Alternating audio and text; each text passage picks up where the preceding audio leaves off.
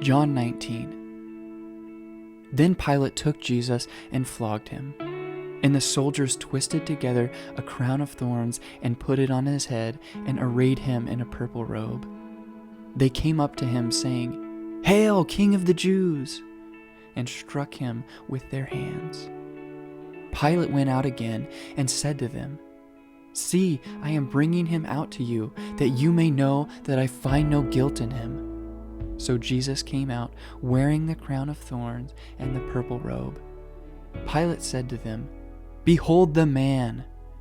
When the chief priests and the officers saw him, they cried out, "Crucify him! Crucify him!" Pilate said to them, "Take him yourselves and crucify him, for I find no guilt in him." The Jews answered him, "We have a law, and according to that law, he ought to die, because he has made himself the Son of God."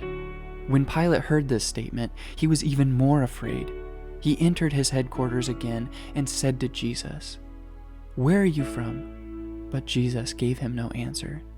So Pilate said to him, "You will not speak to me? Do you not know that I have the authority to release you and authority to crucify you?" Jesus answered him, "You would have no authority over me at all, unless it had been given you from above. Therefore, he who delivered me over to you has the greater sin."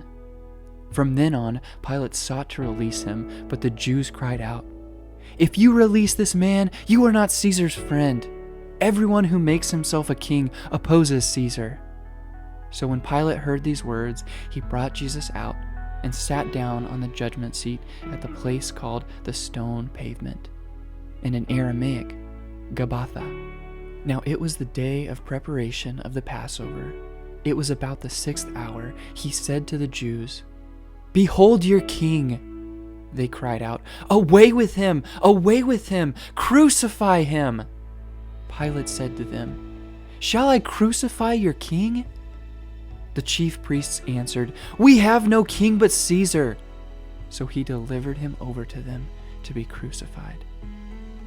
So they took Jesus, and he went out, bearing his own cross, to the place called the Place of the Skull, which in Aramaic is called Golgotha. There they crucified him, and with him 2 others, one on either side, and Jesus between them. Pilate also wrote an inscription and put it on the cross. It read, "Jesus of Nazareth, the King of the Jews." Many of the Jews read this inscription, for the place where Jesus was crucified was near the city, and it was written in Aramaic, in Latin, and in Greek. So the chief priests and the Jews said to Pilate, "Do not write the King of the Jews, but rather, this man said, 'I am King of the Jews.'" Pilate answered, "What I have written, I have written." When the soldiers had crucified Jesus, they took his garments and divided them into 4 parts, 1 part for each soldier, also his tunic. But the tunic was seamless, woven in one piece from top to bottom. So they said to one another, "Let us not tear it, but cast lots for it, to see whose it shall be."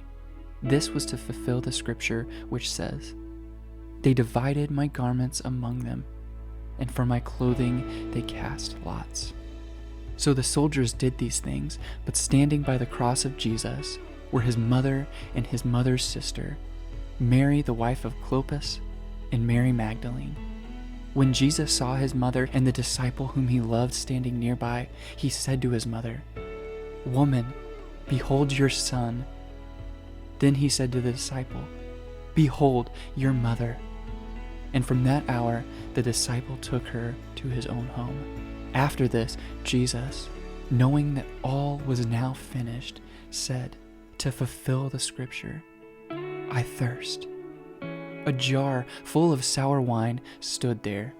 So they put a sponge full of sour wine on a hyssop branch and held it to his mouth. When Jesus had received the sour wine, he said, "It is finished." And he bowed his head and gave up his spirit. Since it was the day of preparation, and so that the bodies would not remain on the cross on the Sabbath, for that Sabbath was a high day, The Jews asked Pilate that their legs might be broken and that they might be taken away. So the soldiers came and broke the legs of the first and of the other who had been crucified with him. But when they came to Jesus and saw that he was already dead, they did not break his legs. But one of the soldiers pierced his side with a spear, and at once there came out blood and water. He who saw it had borne witness his testimony is true, and he knows that he is telling the truth, that you also may believe. For these things took place that the scripture might be fulfilled. Not one of his bones will be broken. And again, another scripture says, they will look on him whom they have pierced.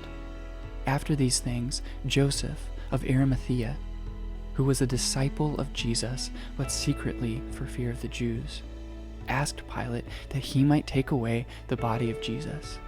And Pilate gave him permission. So he came and took away his body. Nicodemus also, who earlier had come to Jesus by night, came bringing a mixture of myrrh and aloes, about 75 pounds in weight. So they took the body of Jesus and bound it in linen cloths with the spices, as is the burial custom to the Jews. And in the garden a new tomb in which no one had yet been laid. So because of the Jewish day of preparation, since the tomb was close at hand, they laid Jesus there.